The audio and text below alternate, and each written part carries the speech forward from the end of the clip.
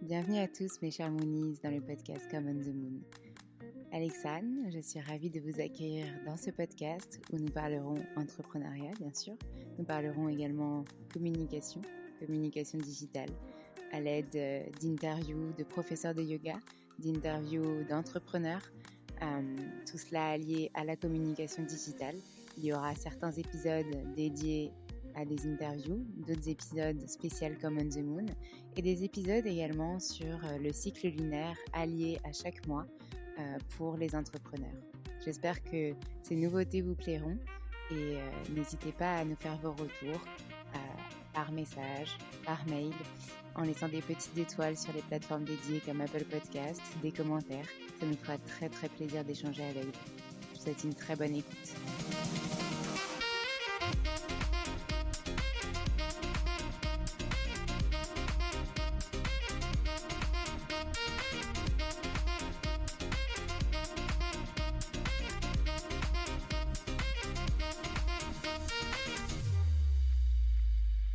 Bonjour les Moonies, aujourd'hui je reçois Noémie qui va nous parler de zéro déchet et notamment de son parcours entrepreneurial sur cette thématique, sur l'empreinte, sur l'écologie, sur l'environnement et sur tout ce qui s'y touche, tous les mouvements qui y sont reliés comme l'écoféminisme, le nomadisme, le minimalisme, enfin plein de choses.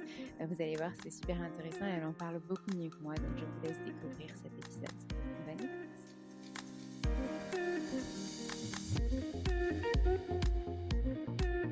On ne peut jamais être parfait, de toute manière, c'est impossible. Les gens autour de nous ne peuvent pas être parfaits, on ne connaît pas les circonstances de leur vie, les différents obstacles qu'ils traversent, qui sont les mêmes ou d'autres que nous, mais nous aussi on traverse différentes choses qui nous empêchent d'être parfaits. Et je pense que c'est hyper important de garder ça en tête et d'essayer de ne pas trop juger, ou alors de, si on se surprend à juger les autres, se reprendre avec bienveillance.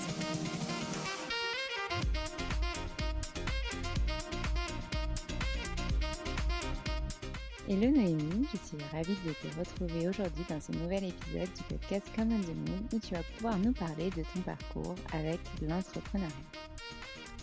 Bonjour, enchantée.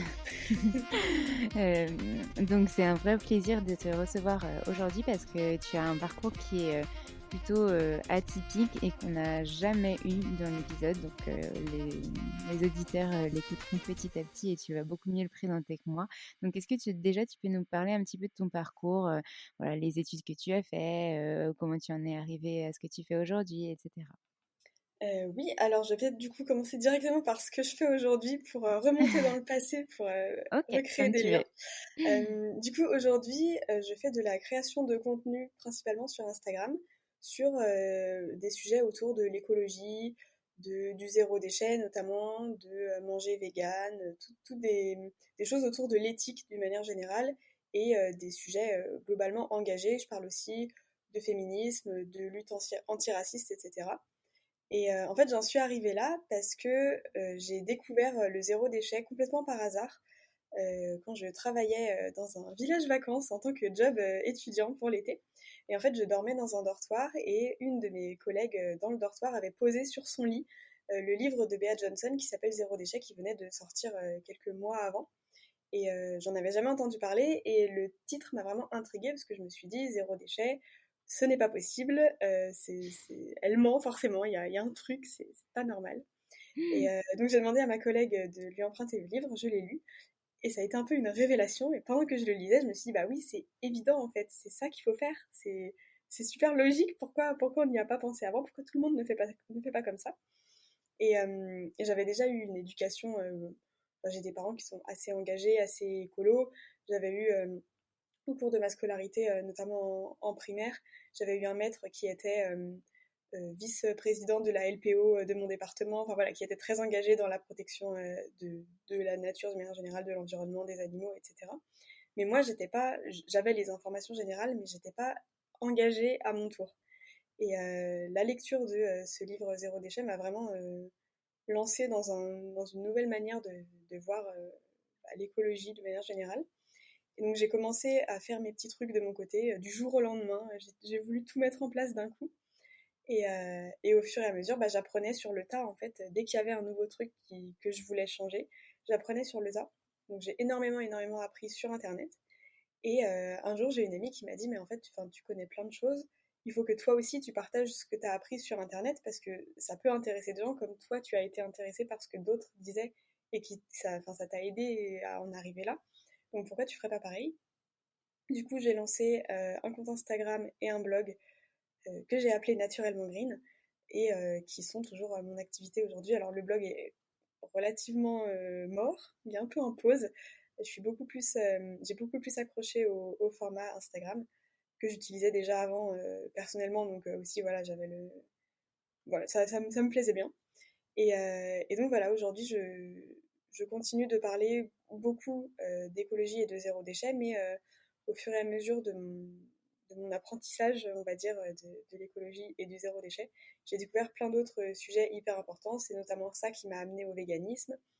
Et ensuite à tous les sujets liés, donc l'écoféminisme, tout ça, c'est venu avec le minimalisme, voilà.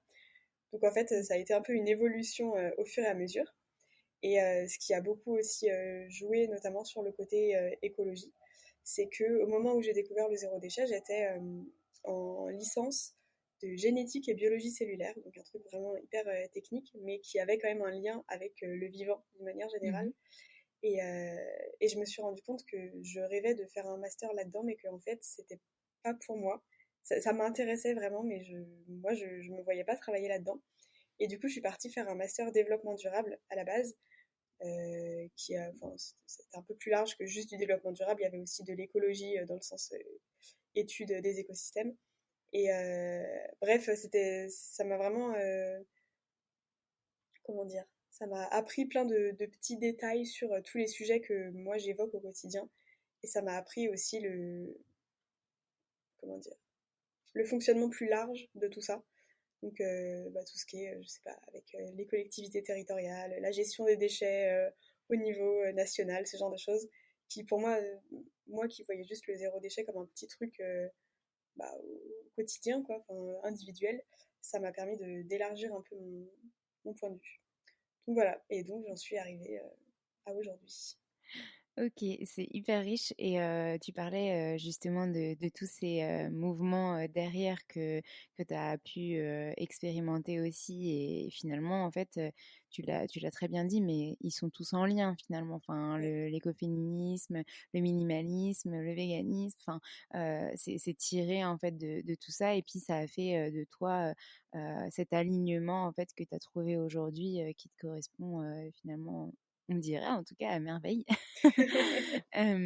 Ok, c'est très clair en tout cas pour ton parcours. Maintenant, j'ai une autre petite question par rapport à comment est-ce que tu as, entre guillemets, développé tout ça. Aujourd'hui, tu es quand même, tu n'en as pas encore parlé, mais auteur de 2 livres sur le zéro Ouais. déchet, sur l'empreinte, etc. Mais tu as aussi créé un programme, il me semble. Est-ce que tu Mhm. peux nous en parler un petit peu plus en détail de ce que tu fais chaque jour, le cœur, un petit peu de ce métier de créatrice de contenu? Ouais. Sur LinkedIn, tu te décris justement comme ça, créatrice de contenu engagée. Et finalement, qu'est-ce que c'est en fait être créateur de contenu et qu'est-ce que tu fais toi au quotidien, justement au niveau de cette spécialisation que tu as? Ouais, alors déjà, pour revenir sur le terme de créatrice de contenu avec la spécification engagée, Mhm. euh, il y a plusieurs écoles, on va dire, là-dedans. Mais pour moi, la création de contenu, c'est à partir du moment où on va faire quelque chose qu'on va mettre en ligne sur Internet et qui a pour but d'être vu par une communauté, c'est de la création de contenu. Mhm, Donc tout à fait. j'estime que même une petite photo vite fait qui va pas forcément être un super shooting photo avec plein d'accessoires, une super lumière, etc. Même ça, voilà, une photo, je sais pas, d'une tenue qu'on va prendre dans un miroir vite fait pour montrer les marques qu'on porte, par exemple, un truc hyper classique, bah ça pour moi c'est déjà de la création de contenu. Et en fait, ça veut dire, si on part du principe que ça c'est de la création de contenu, que toutes les personnes qui font de la création de contenu en n'étant pas du tout éthiques et engagées, donc qu'on appelle généralement les influenceurs, mais moi j'aime pas trop ce terme-là, Mhm. donc les influenceurs font aussi de la création de contenu. Mais du coup, moi, je veux me démarquer de ces personnes, puisque moi, je fais ça, mais je le fais de manière éthique, en ne mettant en avant que des marques dont j'ai vérifié les valeurs et dont j'ai vérifié que ces valeurs-là me correspondent. Je ne fais pas du matraquage publicitaire où tous les jours, je vais mettre en avant 12 marques différentes avec des codes promo et machin, des trucs qui viennent en dropshipping de Chine ou de je sais pas où, loin dans le monde. Donc voilà, moi c'est vraiment très important pour moi de faire cette distinction entre la création de contenu, comme on peut le sous-entendre, je sais pas, les stars de télé-réalité, ce genre de choses, et ce que moi je fais. Pour moi, c'est vraiment deux métiers complètement différents qui n'ont rien à voir. Et le fait de rajouter engagé à la fin de création de contenu, je trouve que ça donne ça éclaircit un peu plus le métier que je fais vraiment. Et donc, pour expliquer un peu plus comment ça se passe au quotidien, le but principal de ce que je publie, c'est partager mes astuces, mes recettes, mes bonnes idées, mes bons plans, ce genre de choses qui peut aider des personnes à faire une transition vers un mode de vie un peu plus éco-responsable. Et donc, forcément, il y a des moments où ça va être lié à des marques. Je vais présenter des marques qui font des produits que j'apprécie, que j'ai testés. C'est aussi un point d'honneur que j'ai dans le côté engagé. C'est je vais pas présenter des marques que je ne connais pas, dont j'ai jamais testé les produits. Pour moi, c'est hyper important de tester et valider les produits avant d'en parler. Et donc, je peux recommander des produits que je trouve vraiment intéressants et efficaces. Donc voilà pour ce côté-là. Et donc au quotidien, mes petites astuces sont complétées par les présentations de produits de différentes marques. Et donc je fais ce qu'on appelle des placements de produits pour présenter ces marques-là. Donc les marques me rémunèrent pour présenter leurs produits. Et c'est aussi pour ça que je trouve hyper important de préciser que je suis une personne engagée avec une éthique derrière, parce que typiquement mes prix ne sont pas extraordinaires. Enfin, je suis tout à fait dans les prix du marché, voilà, alors que par exemple les personnes stars de télé-réalité, etc., qu'on appelle les influenceurs, vont être beaucoup plus dans des prix complètement démentiels avec plusieurs zéros à la fin. Alors on n'a pas la même communauté, c'est sûr, mais pour juste une petite story où ils vont donner un code promo pour un produit qu'ils n'ont jamais testé, ça peut être des paiements de plusieurs milliers d'euros. Donc voilà, moi j'ai ce point-là aussi qui est hyper important pour moi, c'est que je travaille avec des marques de manière éthique. Et j'ai potentiellement oublié des points de ta question. Oui, mais je voulais rebondir de toute façon sur tout ça parce que c'est hyper intéressant ce que tu dis. Et j'avais d'ailleurs eu un exemple, j'ai un ami qui travaille pour une marque de sac que je ne citerai pas. Il avait fait un partenariat avec une influenceuse que je ne citerai pas non plus. Et justement, c'était hallucinant le nombre de zéros qu'il y avait sur cette facture-là pour simplement, effectivement, un petit carrousel de photos, une vidéo que la marque avait tournée, donc qu'elle avait payée pour cette influenceuse. Ouais. Donc bon, vous savez que c'est une femme. Et effectivement, voilà, peut-être quelques stories, un petit jeu concours pour un produit qu'ils avaient co-créé ensemble, etc. Alors apparemment, la marque y a retrouvé son compte malgré le chèque énorme qu'ils ont donné. Donc c'est tant mieux pour eux, c'est que finalement ça leur a apporté la visibilité escomptée. Mais je suis d'accord avec toi que dans le sens où quand on parle de marques éthiques aussi, on parle aussi de potentiellement des jeunes marques qui se lancent ou des marques françaises ou des plus petites marques qui ont moins de moyens et donc du coup s'adapter aussi à leur budget, s'adapter à leur cohérence aussi, c'est important d'être à l'écoute et ça commence par ça. Je pense aussi le fait d'être pas dans le zéro déchet, mais en tout cas d'être dans une vision responsable, c'est aussi d'être responsable par rapport à soi, ses choix, à l'écoute des autres, dans la bienveillance, etc. Enfin, c'est tout un mode de pensée aussi qui est un petit peu différent, je pense en tout cas. Et du coup, j'attends aussi des marques avec lesquelles je travaille, qu'elles soient dans la même démarche que moi. Oui, bien Donc, sûr. typiquement, des marques qui vont surnégocier mes tarifs. Ça m'est déjà arrivé, des marques qui me proposent un dixième quasiment du tarif que je demande pour une prestation. Voilà, ces marques-là, j'ai pas envie de travailler avec elles parce qu'elles ne correspondent pas à mon éthique, puisque mon éthique, c'est aussi payer les gens à hauteur du travail Oui, bien qu'ils sûr, à leur produisent. juste valeur. Donc voilà, exactement. Ouais. Et ça, c'est hyper important, que ça marche dans les deux sens, effectivement. Tu vas pas sous-évaluer tes prix, enfin surévaluer tes prix pour des marques qui viennent de se lancer et qui n'ont pas les moyens, mais elles, qu'elles ne profitent pas justement de cette bienveillance que tu peux avoir pour justement sous-payer ta prestation, C'est ça, effectivement. exactement. Et c'est ça, certaines problématiques qu'on peut rencontrer aussi en tant que freelance, en tant qu'indépendant, mine de rien, quand on se lance ou heureusement que voilà, t'es déjà très ancré, on va dire, et que tu sais ce que tu as envie et tu sais quelle valeur tu peux apporter. Et donc, du coup, on va dire, notion de confiance que tu apportes à ce que tu peux, toi, partager, mine de rien, fait que bah, tu montres la légitimité que tu vas avoir à promouvoir cette marque, etc. Ouais. Donc du coup, les autres questions, c'était de parler bah, voilà, des 2 livres que tu as sortis, comment ça s'est fait, et puis bah, du programme aussi que tu as mis en ligne. Oui, c'était ça. Voilà, et du coup, au quotidien, effectivement, tu partages des tips, des astuces, donc on en reparlera peut-être un petit peu après aussi. Mais globalement, comment ça s'est fait dans le temps, en fait? Tu as donc découvert ce livre, tu as découvert cette méthode, tu as découvert bah, ce mouvement et tous les autres qui vont avec, mais comment tu t'es dit, bah, je vais en faire mon métier? Voilà.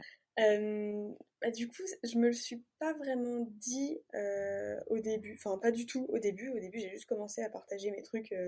Voilà, je faisais Mhm, mes petits posts, mes petites stories pour partager ce que je trouvais important et intéressant. Et donc, j'ai une petite communauté qui a commencé à se créer parce que c'était vraiment l'époque, voilà, l'explosion du zéro déchet en France. C'était exactement à ce moment-là. Et du coup, bah, forcément, sur les réseaux sociaux, ça suivait le mouvement. Et donc, j'ai rapidement une petite communauté qui a commencé à se créer de plusieurs milliers de personnes. Et c'était à peu près à l'époque où je suis arrivée en master, du coup. Et donc, bah, pendant mon master, il fallait que je réfléchisse quand même à ce que je voulais faire après. Et j'ai commencé à avoir des propositions de partenariats rémunérés à ce moment-là. Euh, C'était pas des rémunérations extraordinaires, mais voilà, ça me permettait de me dire, je peux en tirer un revenu. mhm, Donc pourquoi pas essayer de développer quelque chose là-dessus. Et puis au même moment, du coup, j'ai eu les maisons d'édition, enfin la maison d'édition qui m'a contactée en me disant, bah, on est très intéressé par ce que vous publiez sur Instagram qui nous semble être un bon contenu pour écrire un livre là-dessus. Et donc on a commencé à travailler ensemble pour un premier livre d'abord, qui a très bien marché. Et du coup, ils ont voulu recommencer ça pour un deuxième livre. Et donc voilà, j'avais les revenus des livres. Je voyais que ça pouvait être un petit revenu de base, vraiment petit, parce que c'est pas en écrivant des livres qu'on gagne sa vie en général. J'avais à côté les partenariats rémunérés, et donc je voyais que je pouvais avoir un tout petit revenu, mais qui, moi, me suffisait pour vivre, en fait. Et du coup, à la fin de mon master, je me suis retrouvée avec plus vraiment d'attache nulle part, parce que j'avais plus d'appartement à moi, puisque mon master n'était pas dans la ville d'où je venais à la base. mhm. J'avais pas forcément de groupe d'amis hyper ancré que je voulais pas quitter, j'avais pas de copains, j'avais pas, enfin voilà, il y avait rien qui me retenait vraiment. Donc je me suis dit, bah, je pars en voyage, et quand je reviens, je me lance vraiment.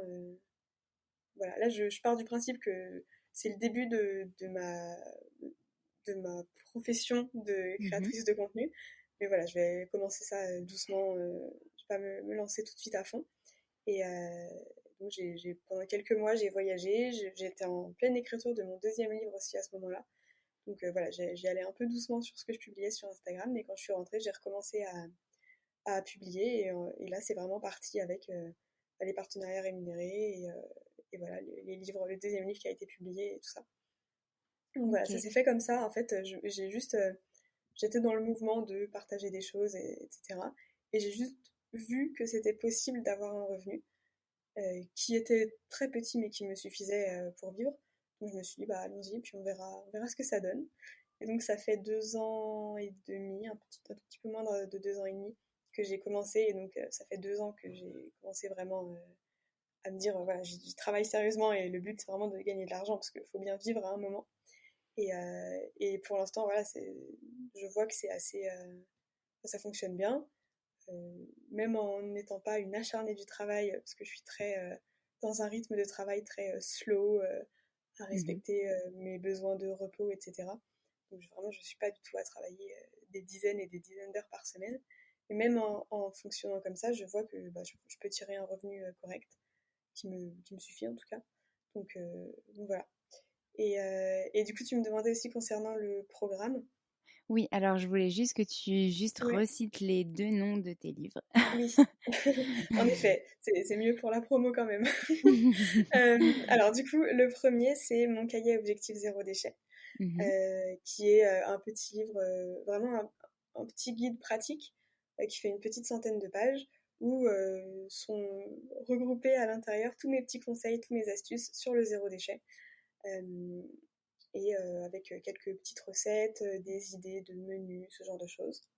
Et OK. puis, c'est une approche vraiment, on va passer au zéro déchet, mais en se créant davantage de bien-être. C'est vraiment Mmh. le point principal du truc, c'est de se dire, le but, c'est d'être bien. Et donc, de ne pas se créer des charges impossibles à supporter, des montagnes de choses à faire, et voilà, de pas avoir une charge mentale énorme à cause de zéro déchet. Et voilà, c'est juste, on fait ça pour se faire du bien et pour avoir une vie justement encore plus tranquille et agréable qu'avant. Donc voilà, Oui, pas se mettre une pression, de devoir absolument, réussir à le faire, à c'est tout ça. prix, Ouais, et le faire à son rythme, en s'écoutant et exactement. cetera. Exactement. Aucune pression de la perfection, de qui va y arriver le plus vite, qui va avoir la plus petite poubelle. C'est vraiment pas le but du tout, du tout. Voilà, ça c'est pour le premier. Et du coup, le deuxième, qui s'appelle mon cahier. Oui, c'est ça, mon cahier Objectif Zéro Empreinte en 12 semaines. J'ai fait un mélange des noms, parce que comme les deux noms sont très similaires, le premier c'est mon cahier Zéro Déchet, et le deuxième c'est mon cahier Objectif Zéro Empreinte en 12 semaines. Voilà, OK. c'est mieux de donner les noms corrects quand même. Et du coup, le deuxième, c'est plus un genre de petit programme qui dure 12 semaines, donc comme son nom l'indique, où tous les jours, je donne des astuces sur 4 thèmes différents. Enfin, ça peut être des Mmh. astuces, ça peut être des recettes, des petites phrases de motivation pour essayer de, typiquement, ne pas vouloir atteindre à tout prix la perfection, ce genre de choses. Donc, il y a des conseils plus nourriture, dans la cuisine, l'organisation des courses, etc. Des conseils sur tout ce qui est beauté, cosmétique, plus côté salle de bain, du coup, dressing, etc. Le petit truc motivation. Et puis la maison, d'une manière générale. OK. Les astuces de ménage, les astuces de rangement, tout ce genre de choses. Donc voilà, c'est assez vaste du coup. Et en fait, c'est un format dans lequel on peut piocher très, très vite. C'est pas un gros livre à lire. Et on peut juste ouvrir le livre, lire la page du jour, refermer le livre et on passe à autre chose. C'est juste quelques minutes dans la journée et ça permet quand même d'avoir une progression sur les 3 mois. Il y a des petits trackers à remplir dans la journée pour ceux qui aiment bien les formats type bullet journal. C'est un peu ce genre de Mmh. choses. Et ça permet vraiment de voir sa progression, en fait, de se voir avancer. Et c'est hyper motivant, du coup, parce que des fois, on a l'impression de ne rien faire et d'avoir des actions qui sont absolument inutiles. Et donc, d'avoir ce petit tracker-là, ça permet de savoir un peu que non, on ne fait pas rien. Et, euh, et voilà, ça permet de garder la motivation et d'avoir un accompagnement. C'est un peu un accompagnement hyper bienveillant, comme on pourrait avoir du soutien d'une amie ou d'une sœur, je sais pas, qui serait derrière nous pour, euh, pour nous motiver à continuer dans le droit chemin. Non, mais c'est super intéressant ce que tu dis parce que du coup, c'est vraiment du step by step et Exactement. enfin, vraiment répertorié par, on va dire, thématique. Tu parlais du dressing, tu parlais Mhm. de la salle de bain, tu parlais de la maison en général. Je suppose que tu donnes des recettes, par exemple, pour fabriquer soi-même ces produits d'entretien. Ouais, c'est ça. Moi, j'avais vu sur les réseaux sociaux aussi que tu parlais ben, de tout ce qui était aussi fabriqué soi-même, enfin voilà, son petit potager, des choses comme ça. Donc il y a plein de choses qui permettent bah, de réduire notamment ces consommations de produits, on va dire, qui sont transformés. C'est Mhm. aussi ça. Et j'imagine que pour le dressing, eh ben, tu apportes notamment des conseils sur le minimalisme aussi. Exactement. Donc Évidemment. ça se relie. Je vois aussi beaucoup que tu vas par exemple dans des friperies ou dans des kilo shops, alors je sais pas si ça s'appelle encore comme ça aujourd'hui, mais Oui, si, si. des magasins où justement c'est plutôt des habits vintage où on vient trouver, soit il y a beaucoup de gens qui viennent pour trouver des pièces rares, des choses comme ça, et puis aussi pour voilà, montrer qu'il y a une réutilisation possible de tous nos vêtements qu'on ne veut plus, et que gâcher, et que justement jeter ces vêtements qui sont encore en très bon état, c'est potentiellement gâcher, donc c'est dommage. Donc voilà. Exactement, Ok. tout à fait. Et puis il y a aussi tout le côté de comment dire? De ouais, la réparation, de l'upcycling, j'allais dire, mais Mhm. voilà, de se dire, on a des choses, donc typiquement les vêtements, Mm. qui peuvent, par exemple, être encore en bon état, mais ne plus nous plaire dans cette forme-là, ou je sais pas, on a grossi, on a maigri, bah du coup, on va peut-être pouvoir adapter le vêtement pour qu'il continue à nous convenir, Mhm. qu'on puisse encore le Ouais. mettre, et ou le réparer, je sais pas, il y a un petit trou dans un t-shirt, bah voilà, on va juste le réparer, on n'a pas besoin de le jeter, essayer de faire une petite broderie dessus, ou carrément l'upcycler en faisant, je sais pas, un tawashi par exemple, donc une petite éponge pour nettoyer la vaisselle et les Mhm. surfaces. Voilà, il y a plein de... C'est pas uniquement des astuces de consommation, c'est Mm. vraiment tout, d'une manière générale, qu'est-ce qu'on peut faire pour diminuer ses déchets, et donc il y a toutes les choses de upcycler, réparer, tout ça, recycler, Mhm. c'est très Oui, c'est large. vrai, oui, il y a toutes ces, ces notions-là aussi, effectivement. Et d'ailleurs, ça me fait penser beaucoup à ce qu'on faisait finalement avant que cette société de consommation arrive Exactement, ouais. vraiment en masse. Parce que moi, je me souviens très bien enfin, voir mon père me dire, ah bah j'ai un t-shirt troué ou abîmé ou que j'ai utilisé pour, je sais pas, faire du bricolage. Bon, là, je peux vraiment plus l'utiliser dans ce moment-là. Bon, bah j'utilise un chiffon en Mhm. attendant et ça sera très bien. Et au final, c'est ça, c'est de l'upcycling finalement. Tout à fait. Et d'ailleurs, c'est un contre-argument qu'on nous sort très souvent. Les anti-écolos, un peu, ont toujours le, le réflexe de nous dire oui, mais de toute façon, avec tous vos trucs là, on va retourner à l'âge de pierre, on va s'éclairer à la bougie, etc. Il y a vraiment beaucoup de ça. Et en fait, d'un côté, oui, parce que c'est vrai on réutilise beaucoup d'astuces de nos grands-parents et des générations d'avant, Mhm. parce qu'ils n'avaient pas les moyens et pas les ressources d'avoir autant que nous on a. Mm. Et donc oui, forcément, on récupère des choses, mais ça ne veut pas dire qu'on est complètement fermé au progrès, à la technologie et à la société Oui. actuelle. Enfin voilà, on vit quand même avec notre temps. Mais c'est vrai qu'on ne peut Mm. pas vraiment partir dans un mode de vie zéro déchet écolo si on ne fait pas ces astuces un peu à l'ancienne, comme tu disais. Mm. Ça fait Mais partie du enfin, truc, quoi.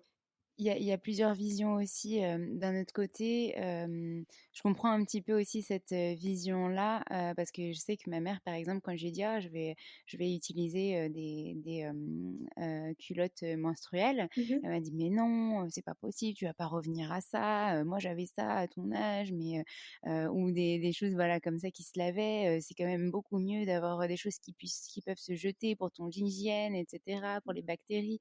Et effectivement, en fait, quand on se met à la place de ceux qui auraient voulu avoir quelque chose de plus Ouais, moderne, on se dit, effectivement, ils ont peut-être l'impression qu'on revient à quelque chose de moins bien, alors que maintenant, les tissus sont aussi étudiés différemment, que la manière de laver va être aussi différente, que, enfin voilà, il y a plein d'autres choses qui rentrent en ligne de compte, et notamment, comme tu disais tout à l'heure, on peut faire le lien avec les marques éthiques.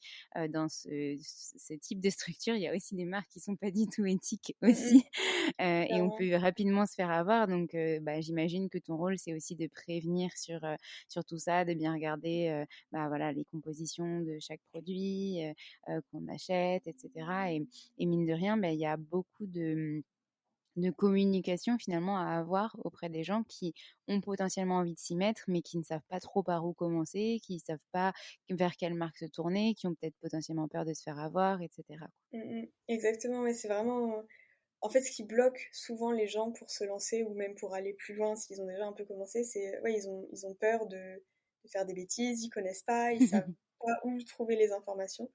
Donc ouais, c'est vraiment hyper important de leur amener tout ça, Mm, mm, de les nourrir directement sans qu'ils aient à rien demander. ouais, de donner les informations comme ça pour éviter, comme tu disais, de se faire avoir, par exemple, avec toutes les marques qui font du dropshipping, du greenwashing, tous les trucs en ing.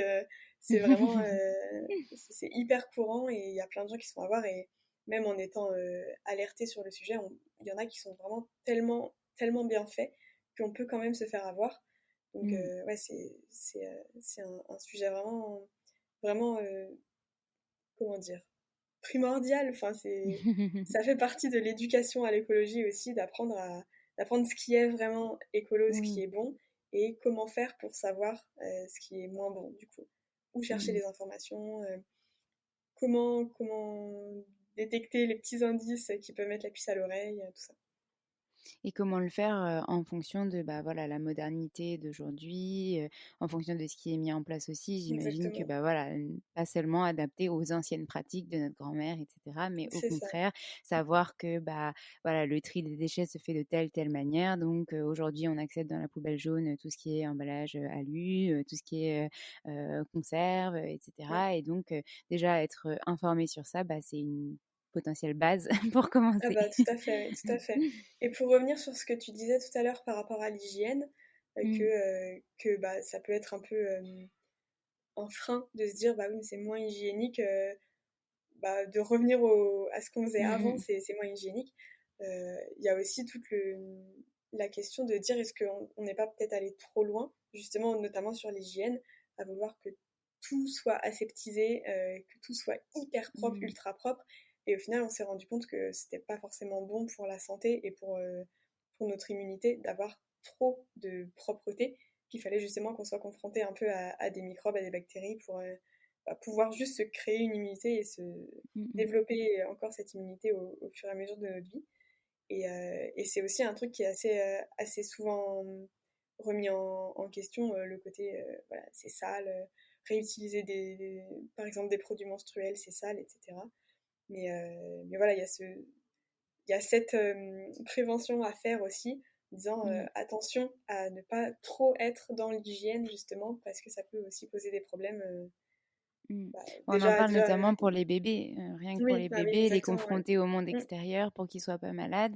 On l'a vu avec, la vague, de nouveau-nés du coup pendant les confinements qui ont pas pu sortir. ouais. Ils tombent beaucoup plus malades maintenant que justement, ceux qui étaient, à l'école ou qui étaient Bah confrontés, oui, voilà, forcément, juste au froid, à la nature, voilà. mmh, exactement. Effectivement. Est-ce que tu peux nous parler un petit peu de ton programme du coup? Oui. Alors oui, du coup, le programme, donc c'est quelque chose que j'ai lancé il y a 3 ans, 4 ans maintenant, je sais plus, 3 ans je crois. Où le but c'était de toutes les semaines pendant un an recevoir une newsletter par mail en Mmh. présentant un petit geste ou une réflexion à avoir dans la semaine. Donc j'avais appelé ça le programme 52-0 parce que ça durait sur 52 semaines et que le but c'était d'arriver à zéro déchet. Alors ça a duré 3 mois à peu près où vraiment toutes les semaines il y avait les nouveaux mails. Et après j'étais en plein dans l'écriture de mon second livre et dans les partiels pour ma deuxième année de master, donc c'était un peu compliqué de continuer. Mais là je suis en train de du coup retravailler sur ce programme pour le relancer dans une nouvelle version qui soit aussi actualisée parce que en fait ça va très très vite tout ce qui est Mmh. écologie zéro déchet, ça change vraiment très vite. Donc en fait il y a des choses que je disais il y a 3-4 ans qui sont plus forcément exactes ou qui peuvent être beaucoup complétées, améliorées, etc. Et OK. du coup, voilà, je suis en train de retravailler ça. Et j'aimerais bien en faire une version toujours par mail. Ça change pas de toujours faire le même principe. Et une version en plus en e-book où tout Mmh. serait compilé dans un e-book pour voilà, éviter d'avoir à attendre un an pour avoir toutes les informations. Donc voilà, pour l'instant c'est un peu en pause, mais je suis en cours de... Voilà, la réception des newsletters est en pause en tout cas, mais je suis en cours de travail pour relancer tout ça et compléter du coup le programme qui finalement n'a jamais été vraiment complété parce que les premières personnes qui s'étaient inscrites n'avaient pas pu recevoir la fin. Donc voilà, je D'accord. veux aller au bout de ça parce que je pense que c'est vraiment une manière de présenter les choses qui peut aider, comme on disait tout à l'heure, à avancer petit pas par petit pas. C'est encore Mmh. plus lent que mon programme sur 3 mois dans mon livre et ça permet typiquement pour les gens qui travaillent beaucoup, qui ont des enfants dont ils doivent s'occuper, qui n'ont pas forcément le temps de passer des heures et des heures à se renseigner, d'avancer un tout petit peu chaque semaine. Au final, sur l'année, on voit quand même beaucoup la différence, quoi. Complètement, ouais. Et ben, on a hâte de voir du coup ce programme ressortir et être mis au goût du jour, du coup. J'ai hâte aussi. Est-ce que tu peux nous parler, j'aime bien, controverser aussi, c'est bien de voir, tout ce qui a été très positif, bien que tu en aies déjà un petit peu parlé aussi, de certaines contraintes que tu aurais pu rencontrer et comment tu les as surmontées, depuis que tu t'es lancée notamment parce que le sujet principal, c'est quand même tu t'es lancée en tant qu'entrepreneur, en Mmh. tant que créatrice de contenu. On a parlé déjà de ton quotidien, on a parlé de ce que tu as créé, on a parlé aussi un petit peu plus en détail de ce que c'est finalement le zéro déchet et l'empreinte. Et du coup, est-ce que tu as des potentiels exemples de choses qui t'auraient peut-être potentiellement mis en difficulté depuis que tu t'es lancée et comment tu as fait pour les surmonter? Plutôt côté entrepreneuriat ou côté zéro déchet? Ou les deux? Et les deux. Très bien. On va commencer côté zéro déchet, du coup, je pense que ce sera le plus rapide.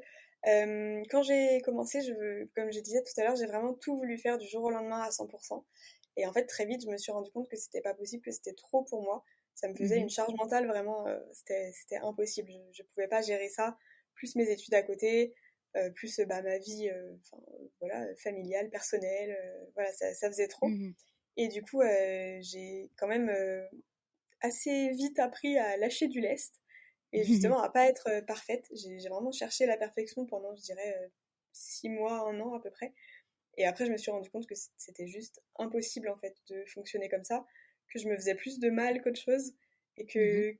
que c'était contre-productif parce qu'il y a un moment où j'allais juste craquer sous la tonne de choses à faire et que j'allais revenir à tout ce que je faisais comme avant avec les déchets, le gaspillage, etc. Et du coup, voilà, j'ai préféré ralentir un peu le rythme pour ne pas empirer encore plus ma manière de faire. Donc c'est vraiment un truc qui a été assez compliqué pour moi au début, c'était de me retenir, de pas vouloir trop tout faire d'un coup à 100%. Et voilà, j'ai appris ma leçon et voilà, maintenant je suis au courant que si je me lance dans un truc qui demande comme ça de révolutionner sa vie entièrement à ce point, faut y aller doucement. Et c'est notamment pour ça que j'insiste beaucoup sur tous les contenus que je crée, sur l'importance d'y aller à son rythme et petit pas par petit pas vraiment. Parce que voilà, moi j'ai testé et j'ai vu que c'était pas viable de vouloir tout faire d'un coup. Donc voilà, ça c'est plutôt pour le côté zéro déchet. Et pour le côté entrepreneuriat, c'est le côté l'autodiscipline qui est nécessaire parce que moi je travaille toute seule. La majorité du temps je travaille toute seule puisque la majorité de mon contenu est gratuit et bénévole. Et je travaille de temps en temps avec des marques. J'essaye de ne pas le faire plus d'une fois par semaine. Donc j'ai 4 partenariats dans le mois au maximum. Enfin, si je peux éviter d'en avoir plus, c'est bien, je préfère. Et donc ça nécessite de quand même j'ai personne au-dessus de moi hiérarchiquement pour me dire c'est le moment de travailler. La majorité du contenu que je crée, ça n'embête absolument personne si je le publie pas, puisque j'ai pas d'obligation de créer du contenu envers mes abonnés. C'est mieux si je leur en crée, mais je veux dire, voilà, j'ai pas, c'est Mhm. pas une obligation sur un contrat, quoi. J'ai pas de contrat avec mes abonnés. Euh, et voilà, les seules fois où j'ai des obligations, c'est quand je travaille avec des marques. Et donc, tout le reste du temps, en fait, je dépends uniquement de moi-même. Et c'est un peu compliqué de réussir à m'autodiscipliner là-dessus. Donc voilà, j'ai essayé de trouver des petites astuces, des solutions différentes. J'ai testé plusieurs choses et j'ai pas encore trouvé, je pense, la solution parfaite. Donc voilà, il y a encore Ok. des moments où je vais être à travailler, je vais avoir un élan de motivation, puis je vais travailler. Dès que je me réveille, je sors même pas de mon lit, je sors mon ordinateur, je réponds à mes mails direct dès le réveil. Et puis je vais travailler jusqu'à 2-3 heures du matin parce que je vais être à fond dans un truc. Et voilà, je vais pas voir le temps passer et du coup je vais continuer. Et donc j'ai des périodes comme ça, et puis il y a des périodes où je vais pas réussir à me lever, où je vais pas réussir à répondre à un seul mail dans la journée. Enfin, c'est très, ça fait des à-coups un peu en dents de scie, et c'est un peu compliqué d'avoir un travail assez linéaire comment dire, oui, qui soit... Mais au final, ça montre aussi que tu es quand même hyper à l'écoute. C'est-à-dire que Ouais, si tu te sens pas de travailler et d'ouvrir tes mails ou de répondre à un mail aujourd'hui, tu ne vas pas te forcer à le faire parce que tu sais que ça sera pas forcément positif. ouais. Bah, ça, ça fait partie des points positifs de travailler toute seule sans avoir de hiérarchie au-dessus de moi ou de personnes dont je dépends. C'est que je sais que si je sens pas là de travailler tout de suite, pour quelle que soit la raison, bah je travaille pas. Et la seule personne que ça va embêter derrière, ça va être moi parce que je vais avoir potentiellement moins de revenus derrière. Mais bah, c'est moi qui gère ça avec moi-même.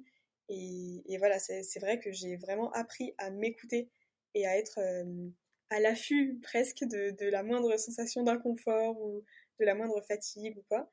Et oui, je le ressens, mais pas que dans mon travail, même au quotidien, dans ma vie normale. Je sens que j'ai appris à être beaucoup plus à l'écoute de moi-même. Et ouais, pour le travail, c'est un privilège énorme de pouvoir me dire bah, aujourd'hui, je suis pas en état de travailler, là, j'ai juste envie de rester dans mon canapé et de regarder des séries toute la journée, bah, je vais faire ça. Et Mmh.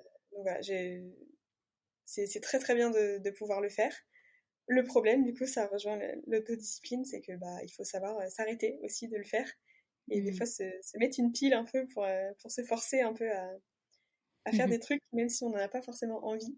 Donc voilà, c'est un peu à double tranchant. Il y a le côté hyper positif de bah, j'ai appris à m'écouter et du coup, je sais voilà, ne pas me faire du mal en fait en me forçant à faire Mmh. un truc.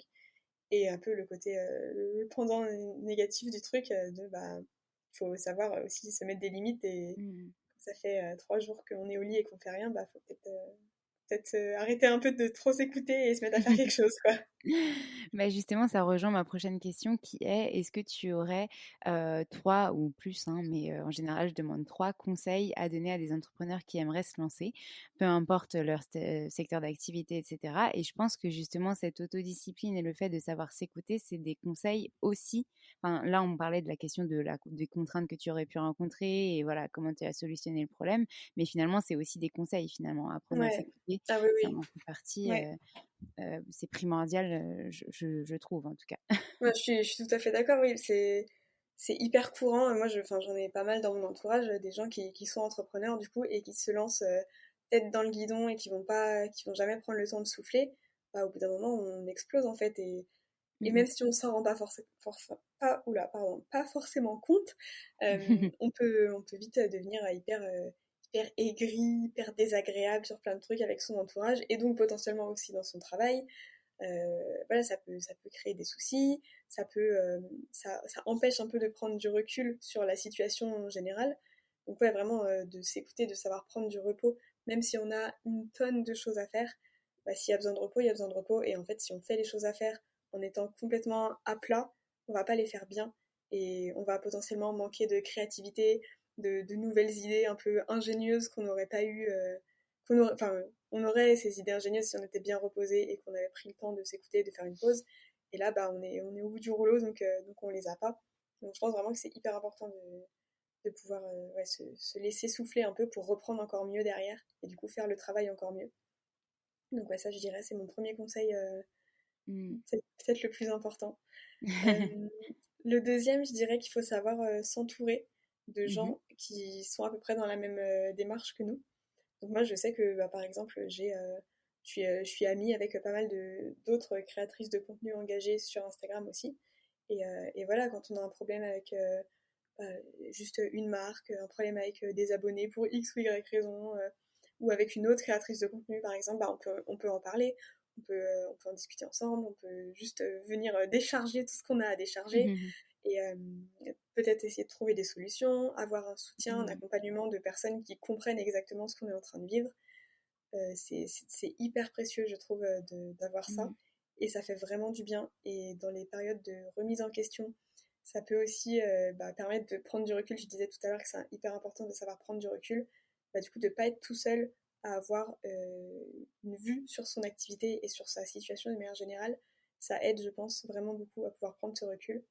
Et d'avoir aussi, enfin moi dans mon entourage de créatrices de contenu, il y a des personnes qui ont des activités beaucoup plus petites que la mienne et d'autres qui ont des activités beaucoup plus grosses que la mienne. Et du coup, forcément, chacune a sa vision des choses en fonction de là où elle en est. Je parle au féminin parce qu'il y a que des femmes, en fait, vraiment dans mon entourage le plus proche. Et du coup, oui, voilà, chacune a sa vision de ma situation en fonction de là où elle en est. Et du coup, quand j'ai besoin d'aide, je sais que selon la personne à qui je vais m'adresser, je vais peut-être avoir une vision des choses différentes. Et donc, ça va pouvoir me permettre de confronter deux visions des choses et moi de prendre du recul sur ma propre situation qui est un peu entre les deux. Et voilà, je trouve ça hyper important d'avoir ouais, cet œil nouveau et extérieur un peu à notre activité. Et puis juste un endroit où venir décharger tout. Et je trouve qu'il n'y a personne de mieux placé pour faire ça que des gens qui sont exactement dans la même situation que nous. Alors, moi, c'est un peu facile, entre guillemets, parce qu'il y a plein de personnes qui font le même métier que moi exactement.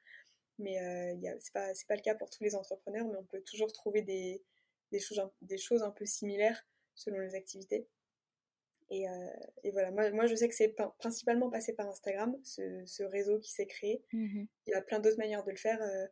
Dans les associations des villes, il y a pas mal d'associations d'entrepreneurs, de réunions régulières, juste pour venir discuter, des salons, des choses comme ça, où il y a des petites activités de networking. Ça peut aussi être l'occasion de rencontrer des personnes. Mais voilà, quelle que soit la manière dont on rencontre des gens et dont on s'entoure, je pense que c'est hyper important. Et puis la troisième conseil, je sais pas vraiment si c'est un conseil, mais je dirais de respecter ses valeurs toujours. Essayer si quelque chose ne nous semble pas juste et pas correct, on le fait pas, ou alors on essaye de le faire autrement pour trouver une manière qui nous convient. Voilà, tu as déjà donné pas mal d'exemples pendant l'épisode, notamment justement une potentielle marque qui veut trop négocier tes tarifs et donc ça correspond plus à tes valeurs. Donc effectivement, tu trouves un autre moyen ou alors tu dis non et apprendre à dire non, c'est important aussi. Exactement, ouais, savoir dire non, là ça ne me correspond pas, ça convient pas à ce que moi je veux, à ce que j'imagine pour mon entreprise et pour moi personnellement.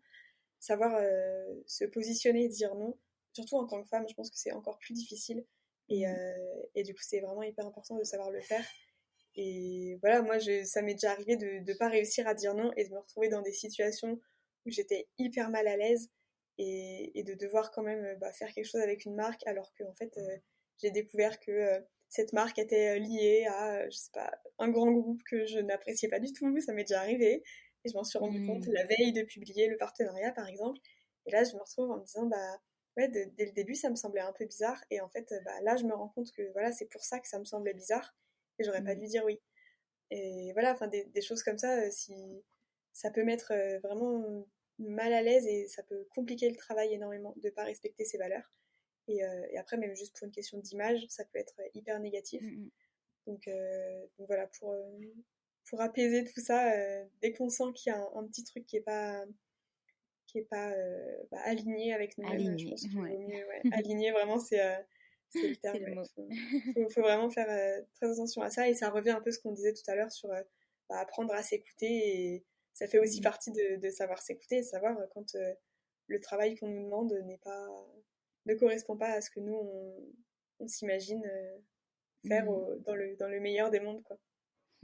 Mais de toute façon, comme tout dans cet épisode depuis le début, finalement, tout est un petit peu lié. Donc là, tu nous as donné trois bons conseils. Donc, on a le premier, apprendre à s'écouter. Le deuxième, s'entourer. Et notamment de personnes qui font la même activité parce qu'elles peuvent vous comprendre au mieux. Et le troisième, alors c'est pas apprendre à dire non, mais en tout cas, c'est vraiment suivre ses valeurs, ses intuitions, son alignement. Et c'est des super conseils dont on prendra note. En tout cas, merci beaucoup. Et du coup, tu as une question en plus par rapport aux autres, c'est est-ce que tu peux nous donner 3 conseils pour démarrer sereinement son zéro déchet, justement? Ouais, alors déjà le premier conseil, c'est ce qu'on dit un peu déjà depuis tout à l'heure aussi, c'est faire à son rythme. Du coup, ne pas se forcer à tout faire d'un coup. Et donc, faire plutôt... Enfin, j'ai un peu de mal en fait avec le fait de dire c'est plus simple de commencer par la cuisine ou c'est plus simple de commencer par la salle de bain, parce que ça dépend des gens, c'est vraiment hyper personnel. Et du coup, faut juste commencer par là où c'est le plus simple pour nous, là où on se sent le plus à l'aise, de se dire, là, je vois mes déchets, je pense que je peux facilement les éliminer, on commence par là, en fait. On va pas se prendre la tête tout de suite. Je sais pas si le problème principal, c'est dans la cuisine où on a plein d'emballages, mais on a plein d'emballages parce qu'on n'a pas le temps de se faire à manger, donc on se fait des trucs tout prêts. On va pas commencer par là parce que c'est hyper compliqué je pense souvent dans la majorité des cas, c'est hyper compliqué de se libérer du temps pour d'un coup se mettre à se faire tous ces repas alors qu'on a l'habitude de manger des repas tout prêts. Donc ça va peut-être être plus simple de, je sais pas, commencer par prendre un peu moins sa voiture, acheter une brosse à dents en bambou, j'en sais rien, enfin ça peut être vraiment n'importe quoi, mais juste pas le truc le plus compliqué qui va nous demander le plus d'efforts. Il faut vraiment que ce soit simple. Et donc, la suite logique de ça, c'est avancer petit pas par petit pas, c'est on va pas se mettre à faire un autre truc tant que le premier n'est pas devenu facile et évident. Enfin, tant que c'est pas devenu une habitude de notre vie, c'est un peu compliqué de se dire là je suis en train déjà de me forcer à faire un nouveau truc, je vais encore en faire un autre par-dessus. Ça peut être vraiment trop compliqué. Et moi, c'est ce que j'ai fait en voulant tout faire d'un coup. Et ça n'a pas tenu sur le long terme. Enfin, j'ai pu tout changer d'un coup, mais au bout de quelques mois, je suis revenue en arrière sur certains trucs. J'ai lâché du lest vraiment parce que c'était plus possible. Donc voilà, faut vraiment faire... La règle des petits pas. Exactement, la règle des petits pas, je dirais ça en premier. Après, il y a autre chose aussi qui est par rapport à... C'est même pas des conseils vraiment pour diminuer ses déchets directement, mais plus pour vivre sa transition de manière plus, comment dire, sereine. Parce que des conseils pour diminuer les déchets, on en trouve partout et c'est très simple à trouver. Et, alors que des conseils plus sur comment vivre sa transition, c'est un peu plus compliqué à trouver. Donc je dirais que par rapport à son entourage, il faut aussi faire attention. Nous, ce qu'on a comme valeur et comme envie, comme vision de notre avenir zéro déchet, c'est pas forcément ce que les autres autour de nous ont et veulent. Et c'est un peu compliqué parfois de faire coïncider les deux. Et il faut pas forcer les autres, surtout pas. Ça marche pas. Et la seule manière de faire potentiellement que les autres auront envie de changer, c'est de leur montrer l'exemple et de faire notre truc à notre manière le plus possible. Et voilà, pas se prendre la tête avec les autres à vouloir les forcer à faire quelque chose qui leur convient pas. On fait notre truc. Si les autres, ça les intéresse, ils vont globalement, petit à petit, se mettre à faire pareil ou être d'accord pour tester. Mais vouloir les forcer absolument à suivre nos valeurs, notre mode de vie, etc., ça fonctionne pas, en général. Donc voilà, et c'est pareil pour tout ce qui est la vie sociale, ce genre de choses. Je sais pas, les sorties au restaurant, tout ça. Là, je pense plutôt au côté véganisme, mais ça marche aussi côté zéro déchet d'ailleurs, parce que, admettons, on a un groupe d'amis qui veut absolument aller manger au McDo. Quand on est zéro déchet, globalement, on n'est pas trop fan du McDo. Du coup, voilà, ça peut être un peu compliqué de dire, non, moi, je veux pas aller manger au McDo, en fait, venez, on va ailleurs. Je vais vous proposer un super restaurant qui fait des petites salades au quinoa et tout. Voilà, ça n'a pas marché parce que la majorité des gens, ils veulent juste aller manger un truc gras et hyper salé, hyper sucré au McDo, quoi. Donc, il faut essayer de trouver des solutions et ça peut être, par exemple, moi, je vais aller m'acheter un truc à côté puis je vous rejoins, ou je vais m'apporter mon repas et puis on mange ensemble, on mange pas la même chose mais on mange ensemble, ou je sais pas, proposer de faire à la place des burgers à la maison qui soient aussi bien gras, bien sucrés, bien salés, bien tout ce qu'il faut pas. Voilà, il faut adapter pour que la transition soit la plus simple aussi pour notre entourage. Pas le forcer à faire des choses et pas devenir l'écolo relou qui est tout le temps en train de faire une remarque et qui est tout le temps en train de dire ah mais là t'as pas fait ça, oh là là mais tu jettes ça. Enfin, voilà, ça peut vite devenir hyper contre-productif parce qu'on va se prendre des portes en pleine figure à chaque fois qu'on va essayer de dire des choses comme ça.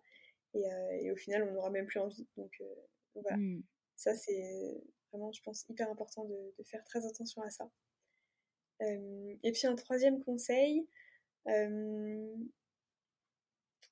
j'hésite un peu, mais je dirais que pareil, se faire un réseau en fait de personnes qui, du coup, l'inverse un peu du point d'avant. Le point d'avant, c'est voilà, s'il y a des gens qui ne correspondent pas trop, on ne force pas avec ces gens-là. Mais du coup, c'est aussi hyper important de trouver des gens qui correspondent à nos valeurs et qui vivent déjà de cette manière, voire qui sont plus avancés que nous, pour avoir des guides, des modèles un peu, et puis pouvoir poser des questions, chercher des solutions ensemble, tout ça. Et là, tout ce qui est le réseau associatif qui est hyper dense globalement en France et sur l'écologie, il y en a dans toutes les grandes villes et même dans des petits villages, on peut trouver des trucs hyper sympas. Ça marche aussi beaucoup sur Internet et notamment sur les réseaux sociaux, sur Instagram. Il y a vraiment plein de choses. Et je pense que c'est important d'avoir des gens dans son entourage qui partagent aussi ces valeurs-là pour continuer à être motivé, à avancer. Et même dans les moments où c'est un peu plus compliqué, où on est un peu déprimé, où, je sais pas, on a vu un reportage horrible sur l'état de la planète et juste on a envie de tout abandonner parce qu'on a l'impression de servir à rien et que ce qu'on fait n'a aucun impact. C'est très important et ça fait beaucoup de bien d'être entouré et d'avoir du monde autour de nous pour nous remonter un peu le moral. Ou s'apitoyer sur notre sort ensemble, c'est très bien aussi de temps en temps, ça fait du bien aussi. Donc voilà, je dirais le troisième conseil, c'est de trouver des gens avec qui on peut discuter de tout ça, quelle que soit la situation, que ce soit un truc positif, négatif, un questionnement, voilà. Et du coup, peut-être que on peut rejoindre justement ton réseau si on ne sait jamais si tu as créé un groupe privé sur Facebook ou quelque chose comme ça où on peut échanger Ouais, sur alors ces thématiques. j'en ai un pour la newsletter du coup, de groupe privé. Donc là, comme la newsletter est un peu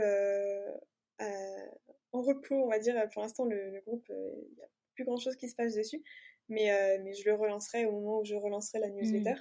Et après, de toute manière, globalement, mes posts Instagram sont faits pour discuter. Il y a de temps en temps des super belles discussions qui se créent en commentaire entre les gens, qui se donnent des conseils, qui se donnent des astuces entre eux, et je trouve ça génial.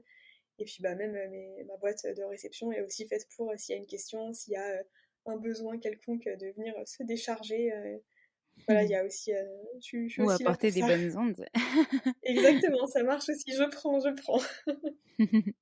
Super. Et ben, je crois qu'on arrive au terme de cet épisode. On a bientôt parlé pendant 1 heure, donc c'est génial. On a appris plein de choses, notamment sur le zéro déchet, mais aussi sur toi, sur l'entrepreneuriat en général et sur cette thématique. Il me reste à te remercier, mais aussi à te proposer peut-être de nous laisser un dernier message. Alors, j'aime bien parler de dédicace, mais aussi si tu as quelque chose que tu as envie de faire passer, une citation que tu aimes ou vraiment quelque chose qui t'inspire là pour terminer cet épisode, c'est avec grand plaisir. Déjà merci pour cette petite heure de discussion ensemble, c'était très sympa.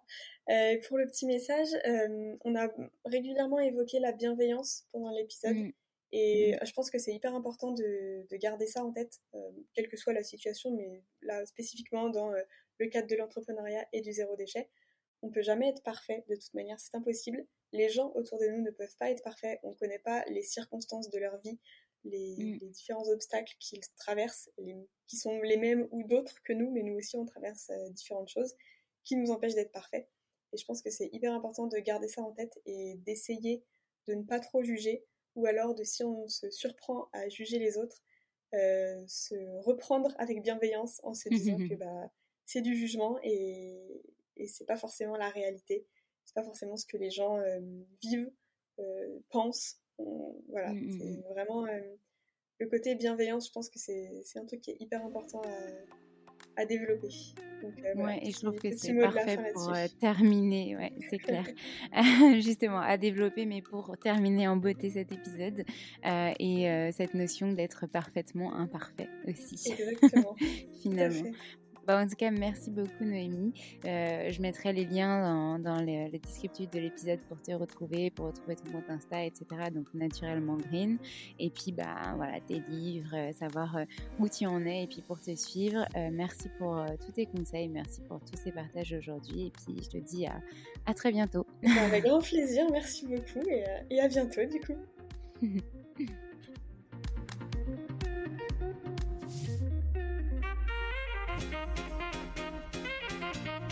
merci à tous d'avoir écouté cet épisode. N'hésitez pas à nous laisser des étoiles et des commentaires sur les plateformes dédiées comme Apple Podcast et Spotify.